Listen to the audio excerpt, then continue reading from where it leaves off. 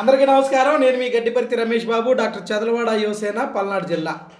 రాష్ట్ర ప్రజలకి, అలాగే మా పల్నాడు జిల్లా ప్రజలకి అందరికి కూడా ప్రత్యేక ధన్యవాదాలు తెలియజేసుకుంటూ, రాష్ట్రంలో ఈరోజు ఏదైతే కూటమి ప్రభుత్వం నరేంద్ర మోడీ గారు, అలాగే గౌరవ రాష్ట్ర ముఖ్యమంత్రి వర్యులు చంద్రబాబు నాయుడు గారు, అలాగే యువ నాయకులు పవన్ కళ్యాణ్ గారు, అలాగే యువ రథసారథి లోకేష్ గారి నాయకత్వంలో రాష్ట్రం అభివృద్ధి పదవిలో ముందుకు నడుస్తూ ఉంటే ఓర్చుకోలేనటువంటి వైఎస్ఆర్ కాంగ్రెస్ పార్టీకి సంబంధించినటువంటి అధ్యక్షుడు జగన్మోహన్ రెడ్డి గారు కానివ్వండి, ఆ పార్టీకి సంబంధించినటువంటి కొంతమంది షోకాల్ నాయకులందరూ కూడా కొంత దుర్మార్గమైనటువంటి ప్రచారానికి తెరదీశారు.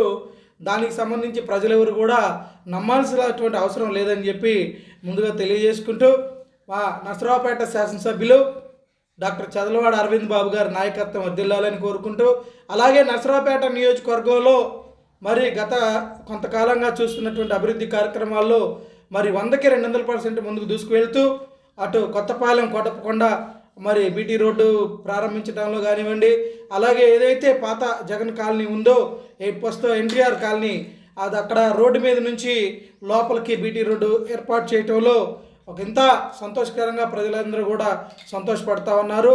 అలాగే నరసరావుపేట నియోజకవర్గంలో డాక్టర్ చదలవాడ అరవింద్ బాబు గారి నాయకత్వంలో మరి నిన్న జరిగినటువంటి పల్నాడు జిల్లా అధ్యక్షుడు ఎవరైతే ఉన్నారో పార్లమెంట్ అధ్యక్షుడు షేక్ జానీ సైదా గారి ప్రమాణ స్వీకారం కూడా ఒకంత నరసరావుపేటలో పసుపు పండుగ వాతావరణాన్ని కలుగజేసింది. మళ్ళా కార్యకర్తలు, అభిమానులు కానివ్వండి, అలాగే నాయకులందరూ కూడా ఒకంత ఉత్సాహానికి మరి గురయ్యి నిన్న ఎంతో అద్భుతంగా కార్యక్రమాన్ని ముందుకు తీసుకువెళ్ళారు. అలాగే మరి రాష్ట్ర వ్యాప్తంగా చూసుకుంటే మన యువ కెరటం, యువ రథసారథి లోకేష్ గారి నాయకత్వంలో రాష్ట్రంలో మరి ఐటీ పరిశ్రమలు కానివ్వండి, అలాగే ఏదైతే టెక్నాలజీ పరంగా మరి తేవాల్సినటువంటి పెట్టుబడులన్నీ కూడా మరి తీసుకురావడంలో ఒకంత సక్సెస్ అయ్యి ముందుకెళ్తున్నటువంటి పరిస్థితి. చంద్రబాబు నాయుడు గారి ఆ సారథ్యంలో కూటమి ప్రభుత్వం ఈరోజు మరి 100కి 200% సక్సెస్ రేట్తో ముందుకు వెళ్తూ ఉంది.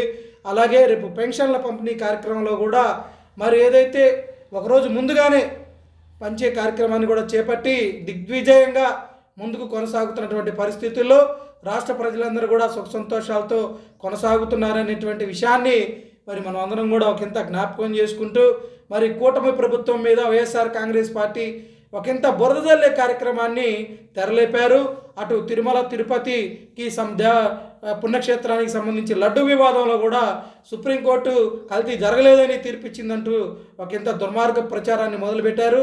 అయితే అసలు నెయ్యే వాడలేదని సుప్రీంకోర్టు తీర్పిచ్చినటువంటి సంగతిని వాళ్ళు మర్చిపోయారు. దాని మీద కూడా సిట్ విచారణ జరుగుతుంది.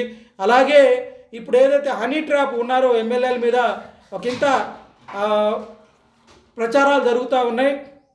మహిళలతో స్టేట్మెంట్లు ఇప్పించడం, వీటన్నిటి మీద కూడా మరి ఆ పార్టీకి సంబంధించి పవన్ కళ్యాణ్ గారు వెంటనే స్పందించి మరి విచారణ కమిటీ వేయటం, దాని మీద విచారణ జరుగుతూ ఉంది. కాబట్టి కూటమి ప్రభుత్వం మీద దుష్ప్రచారాన్ని మరి ఏదైతే వైఎస్ఆర్ కాంగ్రెస్ పార్టీ మొదలుపెట్టింది రాష్ట్ర ప్రజలు ఎవరో కూడా నమ్మొద్దని, మరి రానున్న రోజుల్లో మరింత మెరుగుగా